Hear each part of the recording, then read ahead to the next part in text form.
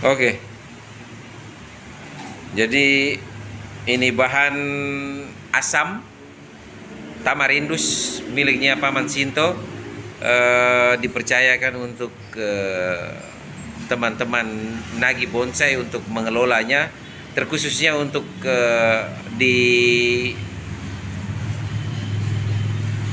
dipegang oleh Yoka Fernandes. Oke, sesudah ini kita baru habis pruning total ini. Ada hal yang mau didiskusikan tentang bahan ini? Mungkin bisa diputar, Bung Boim, diputar sedikit untuk teman-teman bisa melihat. Ya. Umurnya kira-kira usianya berapa lama ditanam nih, Paman? 12 tahun. Ya, bisa. Dari biji ini sepertinya, karena akarnya bagus ini, melingkar. Bung Boim, putar lagi sampai ke muka ke sini.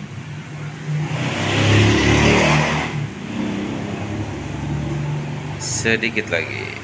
Oke. Jadi ini tampak depannya nih. Ini mukanya. Tadi mungkin ada yang mau didiskusikan oleh Bung Yoka. Baik, terima kasih kesempatan diberikannya. Salam satu.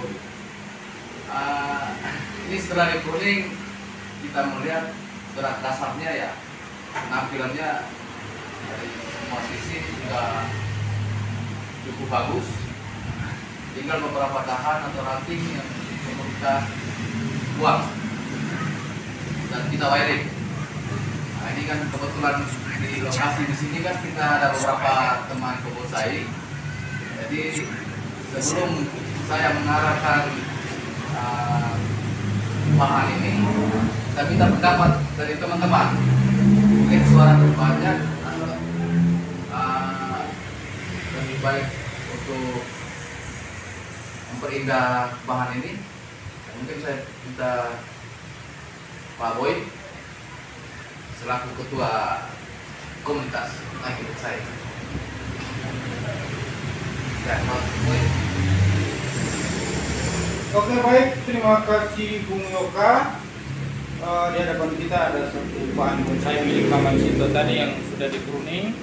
Tinggal bagaimana kita berpikir untuk wiring. Dari gerak dasar yang sudah disiapkan ini, kelihatannya pemiliknya ingin supaya tanaman ini hanya dibuat untuk gaya formal ya, gaya normal yang biasa kita pakai. Jadi kalau menurut saya dari keseimbangan antara batang dan dahan pertama, ini bisa dianggap dahan pertama. Kalau menurut saya dahannya ini dibuang saja, dibuangkan. Ya, karena kalau kita mau membiarkan menjadi dahan kedua, butuh waktu cukup lama karena menunggu keseimbangan pembesarannya. Lalu jaraknya hampir sejajar dengan dahan pertama. Jadi kira-kira kalau dibuang kita bisa dapatkan bentuk bonsai dengan segitiga tidak sama sisi miring ke kiri dari tampak depan. Yang ke belakang dibuang juga dulu. Kita nanti arahkan yang ada untuk bisa dapatkan tahan ke belakang. Sementara yang ke kanan kita pakai yang di atas. Itu menurut saya. Tetapi sesungguhnya seni itu relatif, tetapi dari dasar-dasar yang saya ketahui barangkali cuma sedikit, teman-teman punya banyak pengalaman lain, bisa kita padukan untuk kita dapatkan satu bentuk bonsai yang kira-kira bisa mencapai standar. Sekian dulu dari saya. Barangkali Bung Edi punya pikiran lain, silakan Bung Edi memberi masukan. Atau mungkin dari pemiliknya Mas itu mungkin bisa memberi gambaran yang diinginkan. Ya, terima kasih ya. Kalau menurut saya sudah percayakan kepada teman-teman untuk membuat ini jadi ya enak dilihat lah, dengan dalam syarat harus ada percabangan dan lain sebagainya. Bisa mempercayakan kepada teman-teman untuk memodif ini. Ya. Artinya selera kita masing-masing, tapi bagaimana baiknya menuju Bung Yoka itu yang saya terima kasih. Ya. Oke, jadi Bung Yoka dipercayakan untuk menangani Tamarindus ini, asam ini ya. Sesudah di pruning ini dengan bentuk gerak, kalau menurut saya masih banyak yang kurus sekali ini. Tetapi gerak dasarnya kita sudah tahu. Tampak depannya ada di posisi ini, ya, menuju ke kamera ini. Ya, sedikit lagi. Oke. Jadi dari gerak dasar percabangan ini, ide dari Bung Yoka secara umum seperti apa biar kita bisa diskusi. Jadi untuk proses awal ya memang kita pembelian ranting atau dahan yang kita kembangkan jadi satu bentuk yang formal. Jadi yang sudah terlihat, yang sudah tumbuh ada beberapa daun dan pertama, kedua, tiga, keempat dan seterusnya. Nah, mungkin ada persilangan atau posisi yang masih berdekatan. Kalau menurut secara formal masih terlihat mengganggu. Ini kalau kita pangkat, nah kelihatannya ini bisa. Tapi kalau menurut saya kita mau memperbesar batang bertahan ini bisa butuh waktu lama. Dan untuk langkah awal paling kita coba wiring dia dia akan lebih pendek dan menuju ke arah ini. Kita pergerakan ke atas. Karena kalau dipotong ya menurut saya masih sayang juga. Oke, jadi maksud Bung Yoka 95% tetap mempertahankan gerak percabangan dan ranting yang ada sekarang. Ya. Oke. Tadi usulan dari Bung Boem yang kanan dibuang ya? Dibuang ya. Yang sebelah kanan. Oke. Itu dari gerakan formal berarti akan menjadi tidak seimbang dan miring ke berat ke kiri. Yang kanannya jadi botak. Jadi saya juga sepakat sama Bung Yoka. Kita besarkan yang kanan dengan menahan pertumbuhan yang atas. Ya. Yang atas. Yang di topnya itu kita tahan pertumbuhannya dengan sering pangkas, kasih pendek, tahan dulu.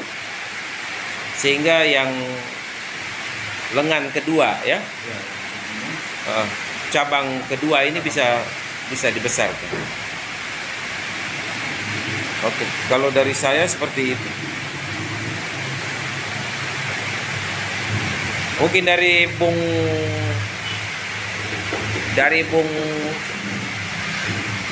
Edi ada masukan menyangkut bahan ini. Oke. Bung Boim, bagaimana kesepakatan menyangkut gerak percabangan ini, bahwa kalau dianggap formal walaupun kurus kita besarkan saja yang kanan untuk menjadi seimbang, dahan bawahnya itu menjadi besar, karena kalau dibuang langsung botak sisi kanannya. mencapai apa yang kita harapkan tentu kita butuh waktu yang cukup lama. Cukup lama. Jadi kalau memang pertimbangannya ingin dipelihara untuk pembesaran, saya kira tidak menjadi satu masalah juga. Kita tetap dengan kesabaran sehingga pembesaran yang kita lakukan untuk mendapat sekurang-kurangnya seperempat dari batang utama hingga mencapai kesimbangan dengan tahan di sampingnya. Kira-kira dari saya juga sepakat kalau misalnya kita mau sabar waktu yang lama. Oke guys, jadi kita langsung eksekusi saja, tidak berlama-lama lagi.